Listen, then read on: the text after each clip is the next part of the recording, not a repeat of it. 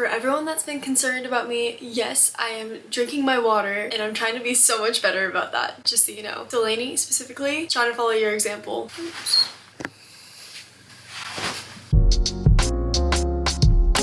Hey everybody, welcome to or back to my channel. If you're new here, my name is Julia, and today I just wanted to do a little devotional video. It's been a long time since I've done one of these, and I really just love pouring my heart out, sharing whatever God has been speaking to me. And I feel like I've been sharing little tidbits of what he's been speaking to me on my channel, but I haven't done like a full-on video. So for anybody that relates to this topic, I just really hope God speaks to you through this. God has been making it so clear to me lately that he's got things under control, and even more than that, his plan is so much better than anything I could do myself. So I just wanted to share some of the things he's revealed to me, not from a place of like, you should know this, or somehow that I'm like farther along in my journey, because I'm definitely not, but seriously just from a place of like gratitude and humility, because I'm so grateful that he wants to use me to share these things. And personally, I've been making a lot of plans lately, and some of them are failing, and watching them fail stresses me out. But then I remember that if they fail, they weren't God's plans, and if they succeed, then that means they were his plans. I'm basically getting into the video now, but before I do, if you like this video, please make sure to hit like and subscribe. It really supports me and my channel, and I would just love if you stuck around for more.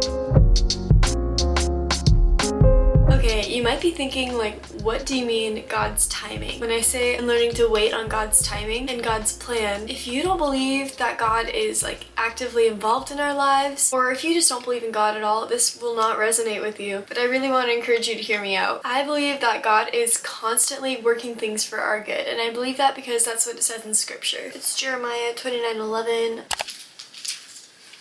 There we go. The verse that's been used in every single graduation card, sermon, everything. Jeremiah 29:11. For I know the plans I have for you, declares the Lord. Plans to prosper you and not to harm you. Plans to give you a hope and a future. But we're gonna come back to that passage because there's a lot more in there that I actually just noticed that applies to this topic. So God's plan for us and his timing can show up through closed and open doors, whether that's like opportunities such as like jobs, friendships, new friendships, and friendships ending. But I'll get into that a little more later. But basically, when I say God's timing, I just mean like his plan for our lives. And obviously we still have free will. We can still do whatever we want. But as Christians, our goal should be to lean into God and seek out his will for our lives. And not just out of like a place of obedience and gratitude, because we can always be thankful that he literally gave us life. It's been hitting me lately that everything that I'm prioritizing over God would not be possible if God hadn't made me alive. So why would I prioritize that? But also because he's literally God. Like, how could his plans not be the best for us? So here's what I think this means for us as believers. I know for me, as I go about my day, I am not constantly asking God where he wants me and how he wants to use me, because I got stuff to do. No, I am checking my to-do list, I'm checking my calendar, my schedule, everything. But what I'm really doing is just controlling my life and not giving God any room to use me where he wants me. And this is a problem of my priorities. Sometimes I get so wrapped up in everything I have to do that I'm thinking in my head, what if all I had to do was just work? What if I had all the time in the world to just work on my videos, work and make money, that sort of thing? But then I remind myself, why am I working? Why am I doing all of this? I don't support myself. I don't live my own. Why do I need money? I don't need to have a channel. No one else in my friend group does.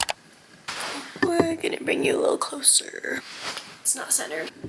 I like this better. But anyways, the reason I have my channel is to set myself up for a career in the future. And that career is flexible, it's a ministry opportunity, and the flexibility will allow me to hang out with people. And same with work, like I'm making money, obviously for my future, like I want to have money and save up, but also so that I can go be with friends. So why would I, in the short term, not be with people, not invest in these relationships because I'm working, when literally the whole reason I'm working is to be able to invest time in people down the line. But to be fair, I do the same thing with literally everything. I'll get so invested in hanging out with friends that I start to neglect another area. It's just this all or nothing mindset, you know? And it makes me keep forgetting the whole reason I'm alive. And God basically created us to have something to love and something to love him back. There is this beautiful song called Made for Jesus. I'll probably find a way to link it in the description actually, because just go listen to it. And the bridge goes, "The whole point of my existence is to know you, Lord." We were made to know him and grow in alignment with his will. And that sounds like very like Christianese kind of talk, but basically what I mean is just to get to know him better, get to know his plan for our lives. And when I say his will, I don't even know if I explain that, but you can kind of figure out what that means. Just his intentions for our lives. And he has them for each and every one of us. Literally, no matter how close or far away you are from him, he has a plan for you. And once you're close to him, the goal is to just share that with people and get them to heaven. In my bio, I have it. This is my favorite quote ever. It's "Make heaven crowded." And I truly feel like that's my mission here. That's why I'm making this video, is because I just want to share this with people. This is amazing. This is like, I keep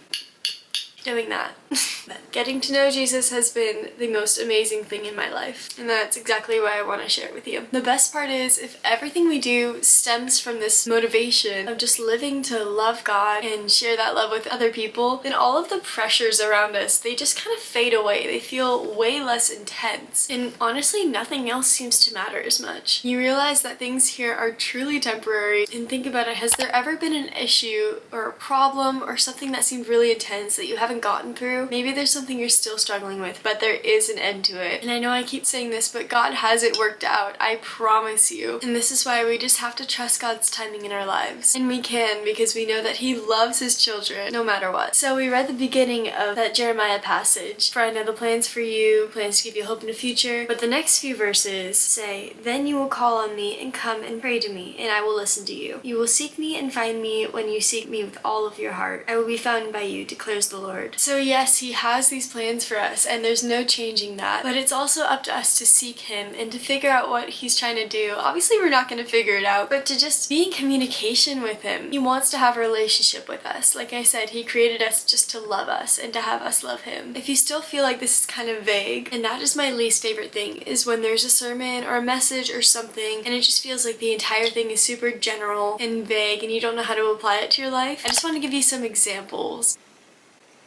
This can be friendships that are just beginning, or friendships that are ending. Maybe they're moving, or it's just kind of not going well. I would say never end a friendship unless you absolutely have to. But if you do have to, or if there's something that means you're gonna drift apart, especially college and everything, it's okay. God's got more connections for you down the line. You're not losing the only person you'll ever have. And honestly, for me, whenever I didn't have people, that's when I really learned to rely on God. He became my best friend. This can be relationships too. Relationships starting and ending. God has a plan for that too. And then in like the little daily aspects, I like to think of traffic, like red lights and hitting traffic. You don't know, maybe you could have gotten in an accident if God hadn't put that red light there. And I say this now because I'm not sitting at a red light, but if I was at that red light, I would be like, God, I have to go. Hurry it up. I just need to reframe my mindset. Also, my alarm not going off or sleeping through my alarm. Little things like that that seem so frustrating, that I've really been trying to start turning every situation into this idea that it was just God's best for me. Like whatever happened, I'm trying to think about the positive and not like the opportunity costs, you know, what I might have lost. So I just wanted to give you guys some takeaways as encouragement. So just take what you need. Whatever season you're in, you can write it down, put it in your phone, set a reminder, whatever you need to do, just take it, pray on it, and let God apply it to your life. And just so everyone knows, I've prayed on this, so it's not just the words coming out of my mouth. I'm hoping it's God's words flowing through me. But first off, if you're in a waiting season, just know that God not only has a plan for your life, but the best plan for your life. Whether he closed a door or you're just not seeing an open one, all you can do right now is just keep growing closer to him and keep sharing his love with other people. Remember, no time on earth is ever a waste when we have a mission here. We can't afford to just sit around and wait for God to do something in our lives. We need to be working in the waiting. Second, if you feel like you're out of alignment with God's will, let's say you're not necessarily waiting on anything, you are working, but you're just pushing your to-do list, your schedule, everything you want to do, and you just don't feel close to God. Ashley Hetherington once posted this quote, and it really stuck with me. It said, "If it's not God's will, you can't force it. But if it is God's will, you can't stop it." You are not about to mess up God's plan for your life. Literally the only difference is if you're not talking to him, you're not in communication with him, you might just feel a little lost and confused about what's going on. You'd be like,